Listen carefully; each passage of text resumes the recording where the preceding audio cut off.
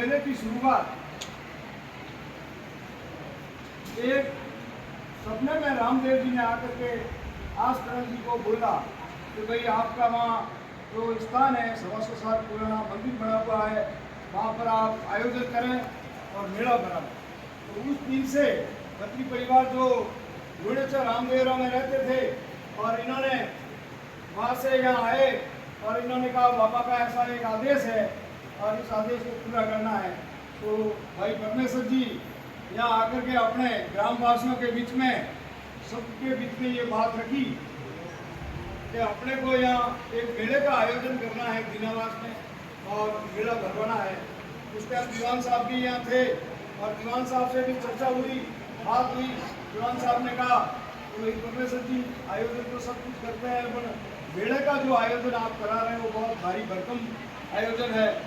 तो परमेश्वर जी ने कहा ये बाबा का आदेश है साहब, और बाबा जो चाहेगा सब अपना आप परिपूर्ण होगा। तो उसी तरीके से फिर 2001 में सबकी सहमति बनकर इस आयोजन को शुरू किया। उस टाइम हमारे स्वतंत्र उपखंड अधिकारी जी पुखराज जी सैन थे, उपखंड अधिकारी जी पुखराज जी सैन थे, और ये भी तय किया गया कि इस मेले का आयोजन और ध्वजारोपण जो भी यहाँ उपखंड अधिकारी जी रहेंगे उनके हाथों से, उनके कर्मचारियों से ही होगा।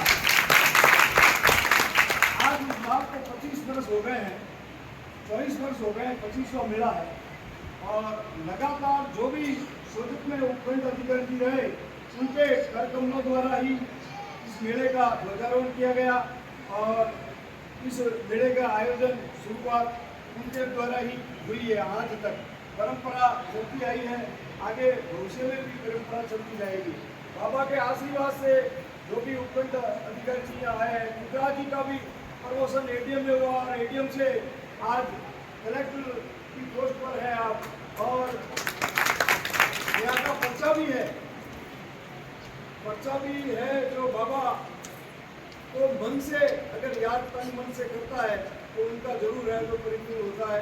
इसलिए आपकी भी हम ये कामना करते हैं कि आप आगे प्रमोशन जल्द से जल्द आपका प्रमोशन हो और आप भी ऊंचे ओहदे पर पहुंचे, ये हमारा बाबा से प्रार्थना करते हैं और ये प्रमोशन की आराधना करते हैं। अब वो मेला जो चलता आ रहा है उसमें हमारे झूला वाले या हमने कहा वो झूले नहीं आ रहे, 2-3 मेले अगर हुए उसमें झूले नहीं आए साहब, तो झूले वालों के पीछे गए हम और जाकर के उनको रिक्वेस्ट किया, हाथ जोड़ के कहा कि आप आओ, आपका खर्चा होगा वो हम देंगे और आप झूला लगाओ। तो एक बाबा ने यहाँ आकर के झूला लगाया और झूला लगा करके उनके कोई बच्चा नहीं था, झूला लगाया, वो आया और आराधना की यहाँ और वापस उनके 9 महीने के अंदर बच्चा हो गया।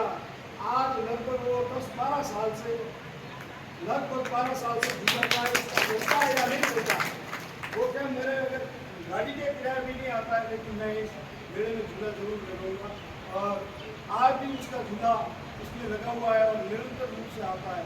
उसको ये पर्चा यहाँ अपने यहाँ से दिया गया।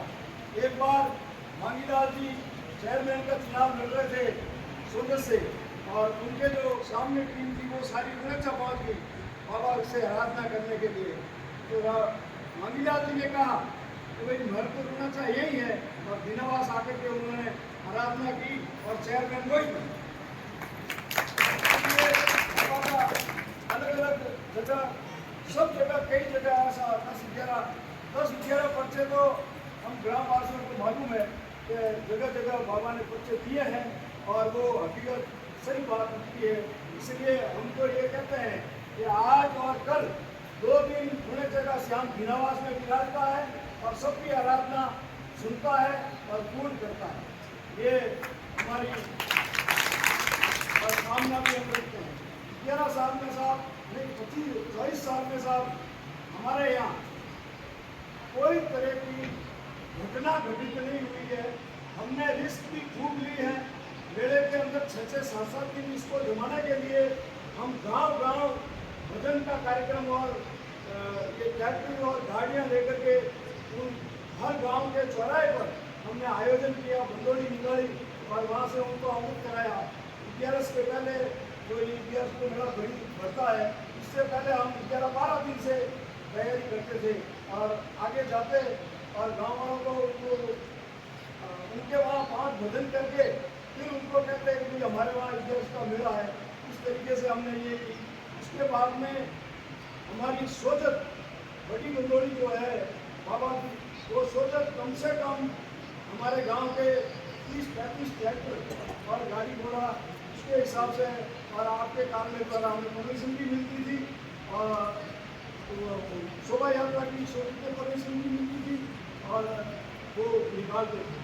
अब 2-3 साल से हमने ये तय किया कि ये जो है ट्रैक्टर ले जाना, वो ले जाना, बाइक ले जाना थोड़ा रिस्क का काम है, तो उसका आयोजन हम मंदिर प्रांगण में ही कर रहे हैं।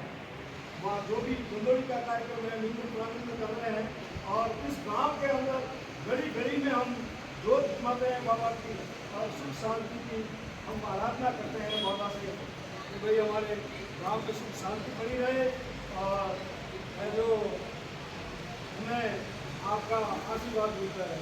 इस तरीके से हम ये इसका आयोजन करते हैं। दूसरा, कोई तरह का कोई स्कूलों में झगड़ा नहीं हुआ, कोई तरह का वाद विवाद नहीं हुआ। हम 36 स्कूल के लोग जो है पूरे एक साथ मिलकर के एक बजट पे काम करते हैं। हमारे कोई इस स्थानों में झगड़ा वगैरह नहीं है।